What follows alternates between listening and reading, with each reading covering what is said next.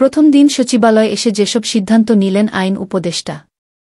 মতবিনিময় সভায় আসিফ নজরুল নতুন সরকারের উপদেষ্টা হিসেবে শপথ গ্রহণের দুদিন পর ছুটির দিন শনিবার 10 আগস্ট প্রথম দিনের মতো সচিবালয়ে অফিস করেছেন আইন, বিচার ও সংসদ বিষয়ক মন্ত্রণালয়ের উপদেষ্টা অধ্যাপক আসিফ নজরুল।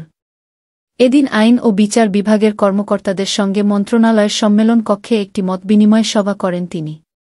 সভায় কয়েকটি সিদ্ধান্ত নেওয়া হয়েছে। আইন মন্ত্রণালয়ের নেওয়া সিদ্ধান্তগুলো হল, জুলাই-আগস্টে ছাত্রজনতার গণআন্দোলন দমনের জন্য যেসব হত্যাকাণ্ড ঘটেছে সেগুলোর সঙ্গে জড়িতদের দ্রুত বিচারের আওতায় আনার ব্যবস্থা করা। গত 1 জুলাই থেকে 5 আগস্ট পর্যন্ত ছাত্রজনতার গণআন্দোলনকে দমন করতে যেসব ফৌজদারি মামলা দায়ের হয়েছে সেগুলো আগামী 3 কর্মদিবসের মধ্যে প্রত্যাহারের প্রয়োজনীয় পদক্ষেপ নেওয়া। শিশুকিশোর উন্নয়ন কেন্দ্রে যেসব শিশুকিশোর মিথ্যা ও হয়রানিমূলক মামলায় আটক রয়েছে তাদের আগামী 3 কর্মদিবসের মধ্যে ছেড়ে দেওয়ার ব্যবস্থা করা। সভায় আরও সিদ্ধান্ত নেওয়া হয়, সন্ত্রাস দমন আইন ও সাইবার নিরাপত্তা আইনে দায়ের করা মিথ্যা ও হয়রানিমূলক মামলাগুলো দ্রুত প্রত্যাহারের ব্যবস্থা করা এবং আইন ও বিচার বিভাগের 16430 নম্বরে মিথ্যা ও হয়রানিমূলক মামলায় ভিকটিম সাপোর্ট দেওয়ার ব্যবস্থা করা হবে।